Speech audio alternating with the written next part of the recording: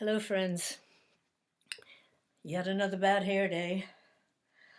Uh, Life is full of shoulds. Things we should have done, should have thought about, should not have done. And last week, when I was talking about love and singing a wedding song for older people, I really should have shown you a picture of the people that it was written for, that Irene and I wrote for my brother Mike and his sweetie Alexia. She was in her early 50s, he was in his early 60s, and this is a picture of them on their wedding day. So when I talk about other people, I'll try and find photographs. Today I'm going to talk about people who are socially invisible in our society, people who do the kind of work that we just we walk past people and don't notice that they are there, or maybe we notice and don't acknowledge. Ewan wrote a song about his mother, who was a charwoman, uh, and went out just doing work in other people's houses in Salford, uh, out the other half of Manchester. Her name was Betsy Hendry, and it affected him keenly because he used to go along with her when he was a little boy and sit in a corner while she was on her hands and knees with buckets of hot water going across uh, uh, office floors, or in the house of Mrs. Marks of Marks and Spencer's, while Mrs. Marks was lying on the sofa and Betsy was doing all of the dusting and the cleaning, and Ewan was sitting in a corner. But she couldn't leave him at home because her husband was out of work. So he based his song for Betsy on a small, very cruel children's rhyme. It goes like this. Oh dear, what can the matter be? Two old ladies got locked in the lavatory. They were there from Monday to Saturday. Nobody knew they were there. Ewan's song, which is by the same title, it's beautifully crafted. It is high poetry. Every line is an image that gives you a pleasure to sing, even though the subject is so sad. So it's for his mother. Nobody knew she was there.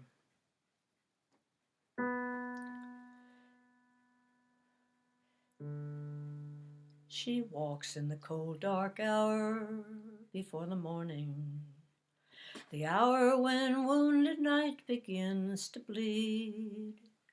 Stands at the back of the patient queue, the silent, almost sleeping few, seeing no one and not being seen. Working shoes are wrapped in working apron, rolled in an oilcloth bag across her knees. The swaying tram assaults the morning, steely blue-gray day is dawning, draining the last few dregs of sleep away.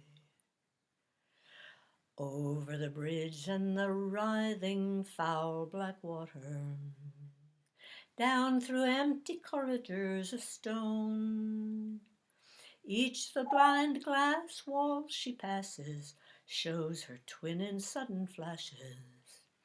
Which is the mirror image, which is real? Crouching, hooded gods of word and number accept her bent-backed homage as their due. The buckets steam like incense coils. Across the endless floor she toils, cleaning the same wide sweep each day anew. Glistening sheen of new-washed floor is fading, there where office blocks are marking time. Night's black tide has ebbed away, past cliffs of glass awash with day. She hurries from her labor, still unseen. He who lies beside her does not see her, nor does the child that once lay at her breast.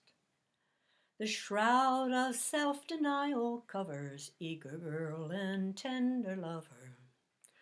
Only the faded servant now is left. How could it be that no one saw her drowning? How did we come to be so unaware?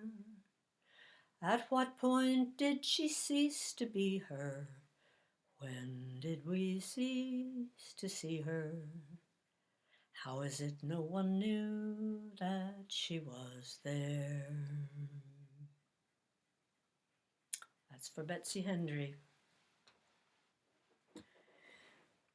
People in wheelchairs. They're both very visible, and they're often patronized and treated as if they weren't there at all, which is what this song is about. It's by Fred Small, and it's called Talking Wheelchair.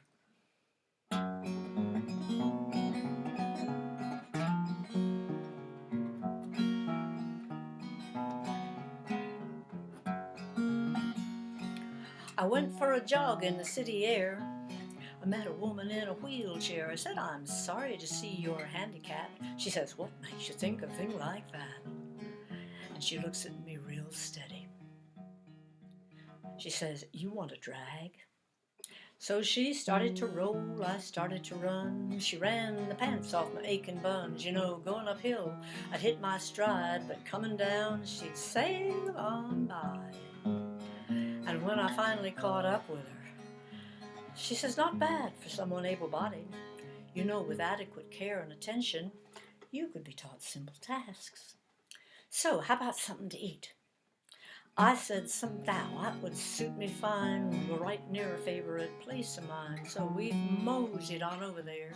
But the only way in was up a flight of stairs. Gee, I never noticed that, said I. No problem, the maitre d' replied. There's an elevator round the back.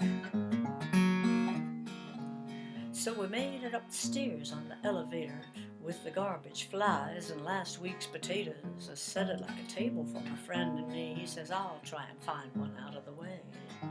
And he says, is she going to be sick on the floor? Is she going to faint? I said, no, don't think so. You see, she once had polio, but that was 50 years ago. But if you really want to know what the matter is, I'll tell you, she can't walk. So he points to a table, she rolls her chair. Some folks look away and others stare. A woman grabs her little girl, says, keep away, honey, that woman's ill. We felt right welcome. Well, a man comes over and he starts to babble about the devil and the Holy Bible. He says, woman, you're afflicted with vicious sin. Pray to Jesus you walk again. Then he makes the sign of the cross, walks back to his table and sits down and starts to eat again. The waiter says, what can I get for you?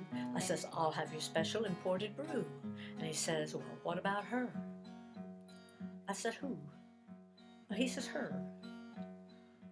Oh, you mean my friend here? Oh, yes, he says, what about her? He says, what does she want? I says, why don't you ask her? So, of course, he apologizes. And he says he's never waited on a cripple before. So she talks to the manager when we're through and says there's some things you could do to make it easier for folks in wheelchairs. He says, oh, that won't be necessary. Handicapped never come in here anyhow. I bid good night to my newfound friend, and I said, I'm beginning to understand just a little bit of how it feels to roll through life on a set of wheels. She says, don't feel sorry, don't feel sad. I take the good along with the bad. You know, I was arrested once in a protest demo, and the police had to let me go. You see, we were objecting to the fact that public buildings aren't wheelchair accessible. Turned out the jail was the same way.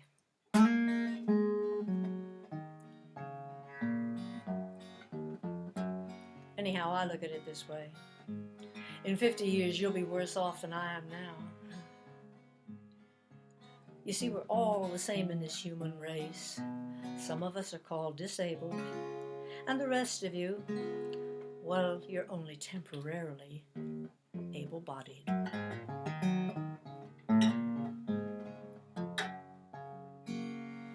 That's by Fred Small. It's a long time since I last sang that one, and but with the Talking Blues, it's very forgiving when you're groping for a line or two. And this is a song I've sung since I was really little. It's another section of people who disappear, old maids. They disappear socially. They're not allowed, during millennia, not allowed to take paid work, or at least well-paid work, or professional, what we call them. So they do publicly women's jobs, seamstressing, caring for children, caring for the ill. So it's a song called the Old Maid's Song. Of course, the main thing about old maids is they're not part of the baby factory. Socially outcast. Oh, I had a sister Sally, was ugly and ill-shapen. Before she was 16 years old, she was taken. Now she is 18, a son and a daughter. Here am I, 46, never an offer. Come a landsman, a pinsman, a tinker or a tailor, a fiddler or a dancer, a ploughboy or a sailor, a gentleman, a poor man, a fool or a witty. Don't you let me die an old maid, but take me out of pity. Oh, I had a sister Susan, was younger than I am. She had so many sweethearts, she had to deny them. As for my own part, I never had many. If you only knew my heart, I'd be thankful for any. Come a landsman, a pinsman, a tinker or a tailor, a fiddler or a dancer, a ploughboy or a sailor, a gentleman, a poor man, a fool or a witty. Don't you let me die an old maid, but take me out of pity. Oh, I never will be scolding, I never will be jealous, I never my husband shall have money to go to the alehouse. While he's there a-spending, well, I'll be home a-saving, and I'll leave it to the world if I'm worth the having. Come a landsman, a pinsman, a tinker or a tailor, a fiddler or a dancer, a ploughboy or a sailor, a gentleman, a poor man, a fool or a witty. Don't you let me die an old maid, but take me out of pity.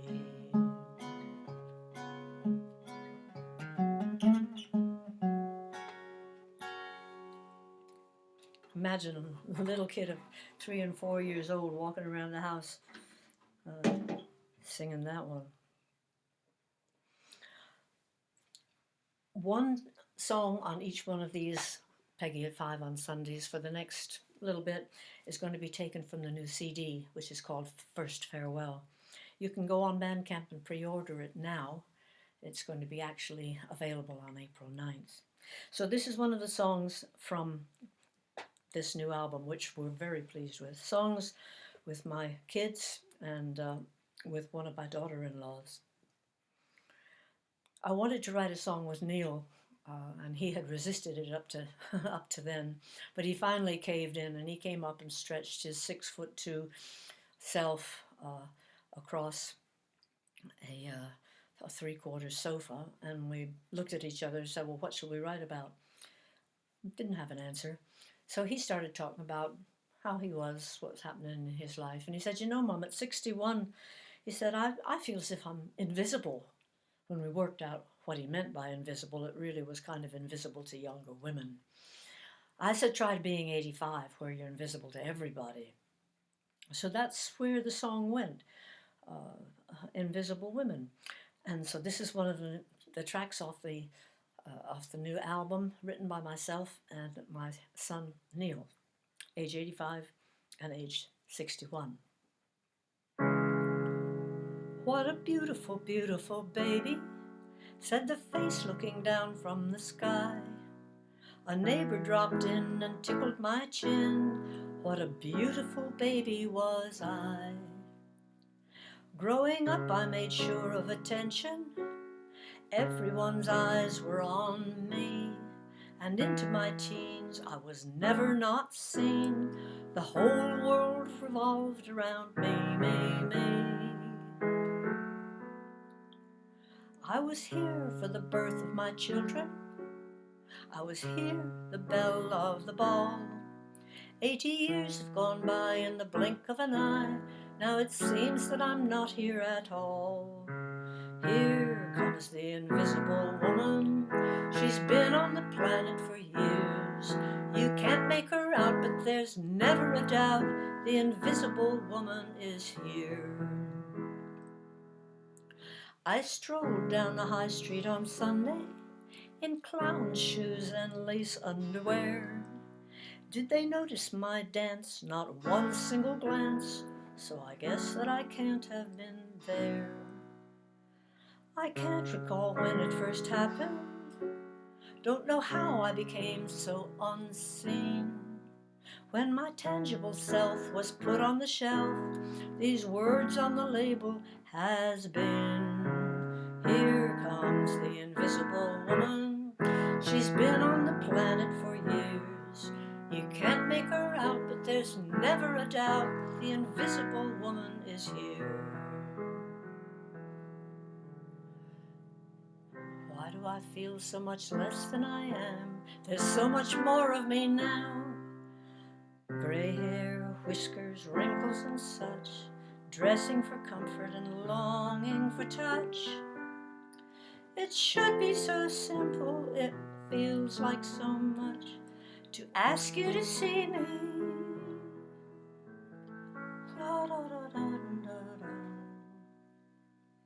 It's only a feature of nature.